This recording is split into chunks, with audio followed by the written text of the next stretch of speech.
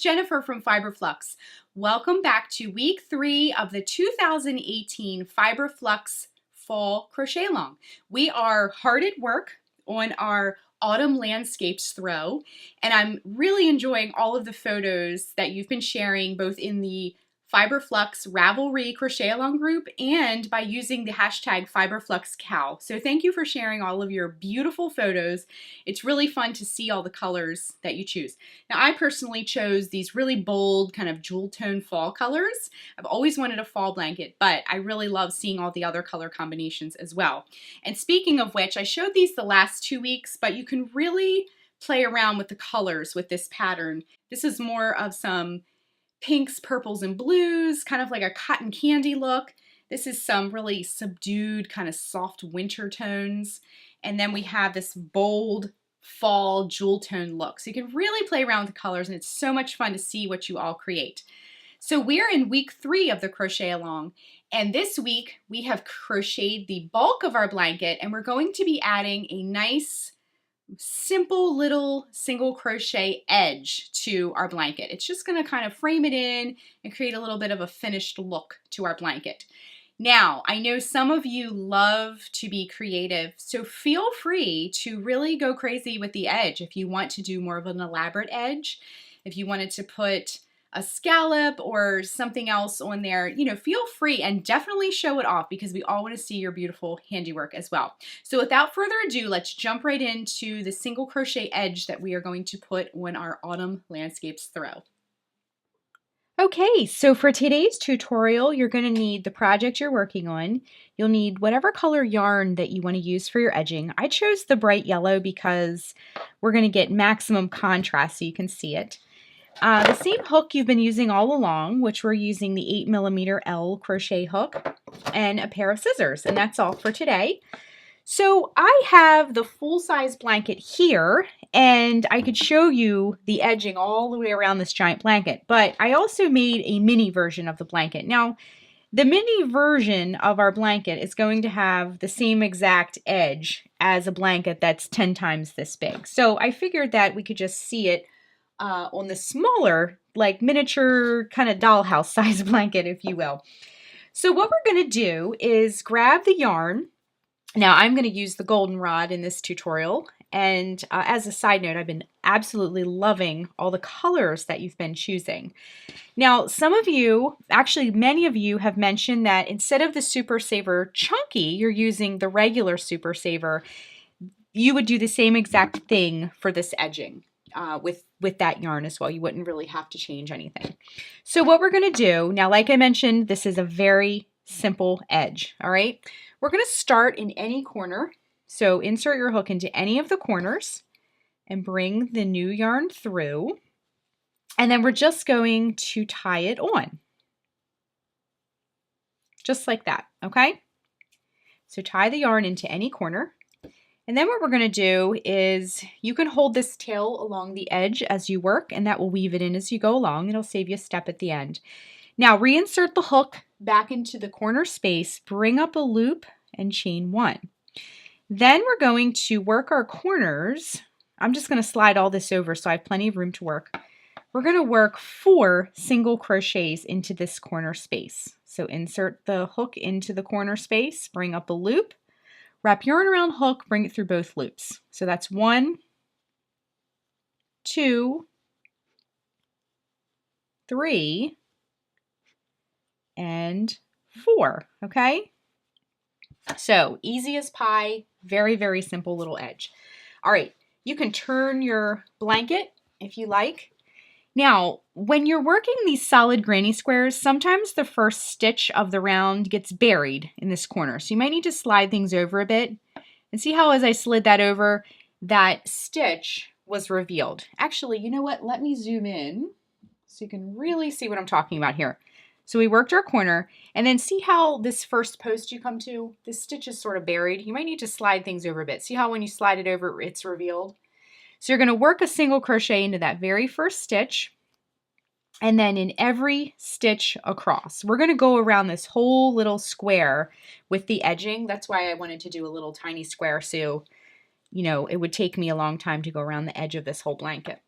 Okay, so all we're going to do is work a single crochet in every stitch all the way around until we come to the next corner space. Okay, and those center pull skeins of yarn are so nice to have when you're working a large blanket like this, because you can sort of line them up and just pull the yarn as you need it. Now, what I do sometimes is take a large tote bag and set all of the yarns up on their ends, pointing upward, so that I can just kind of pull. It's like a little buffet of yarn when I'm working. Okay, so I'm coming up to the end of my row here, and you can see how this just puts a nice little edge along the, outer side of the blanket. I'm just coming up to the edge here. Now, you're going to see your last stitch here. And then what we're going to do in that corner space, actually that wasn't the last. See this last post? That last double crochet post will have a loop at the top of it as well. Make sure you work that last single crochet in there. Okay, now we're ready to work the corner space. So once again, work 4 single crochets in the corner space. I like to push things over a bit because it helps me to see what I'm doing, okay? And then that first stitch, if you need to push things over, just do that and work your single crochet into the first stitch. Get a little bit more yarn if you need it. I have to say this gold is just like a tree I have right outside of my window. It's this beautiful gold color, just like this yarn. We're just going to work a single crochet all the way down the side here until we get to the next corner space. I just wanted to stop and just show you how this is looking. All right, we're moving right along. I also wanted to mention for your edging, if you want to do something a little bit more elaborate, like if you wanted to do some kind of a lace edge or a scallop, definitely feel free to do that. And if you do choose to depart from the single crochet edging, please share your photos. We would all love to see everyone's creative edgings. If you would like something a little bit thicker than this, like a half double crochet or a double crochet edging, feel free to do that as well to give you a little bit of a thicker border on there. Okay, see, we're at the end. This little stitch at the end is sometimes hard to see. Just look for the post and the loop at the top. That's the best way to find a stitch. And that last single crochet. And you can also see how this edging is just making everything lay nice and neat, giving a nice clean edge. Okay, once again, we're in the corner space. Work 4 single crochet. So 1, 2, 3, and 4. This blanket is so bold and has so much excitement and texture that I thought that the nice quiet single crochet frame would work nicely. Okay, once again, work your single crochet in that first stitch and in every stitch across. We're now at the more than halfway point of our edging. This is why I chose to do the mini square, because it's the exact same thing you would do with the bigger blanket, but the sides are going to be longer. That's the only difference. You will work the corners the same, just like in the pattern for the blanket. And sometimes a little frame is all you need to really finish it off. But I know some of you are crochet wizards and can really make some gorgeous edging. So I'm looking forward to seeing how you all approach the finished part of your blanket. Okay, we are in the home stretch. So we're at those last 2 single crochets there. All right, now we're going to work the last corner here. Once again, just work 4 single crochets in this corner space. 1, 2, 3, and 4. Now, if you've noticed, I've picked up speed quite a bit.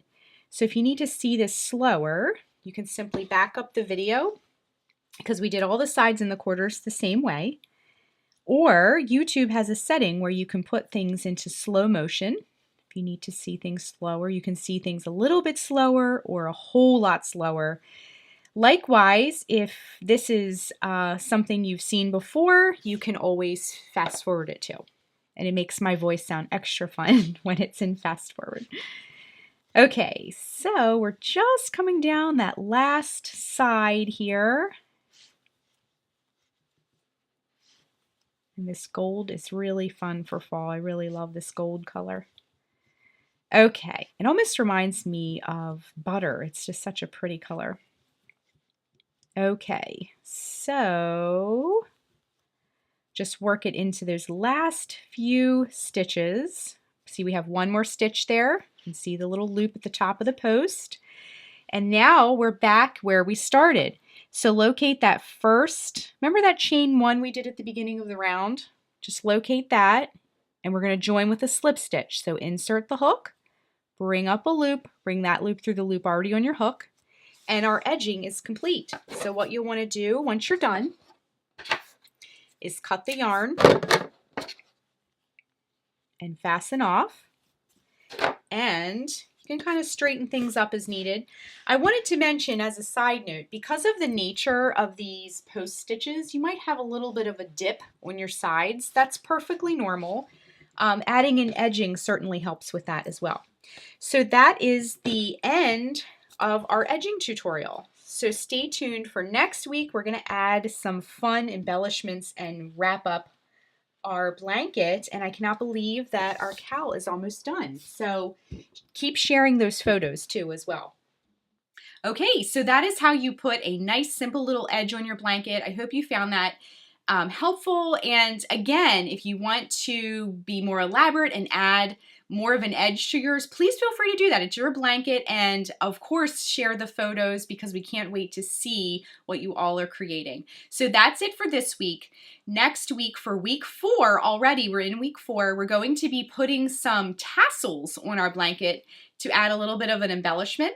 And also we're going to be doing the finished work as well. So stay tuned for that, and I can't wait to see more of the photos. I'm loving what's coming so far. If you haven't joined the Ravelry crochet along group, please feel free to hop on there. The link's below. That's a great place to ask questions, get help, show off your work, ask people for their opinions and things like that.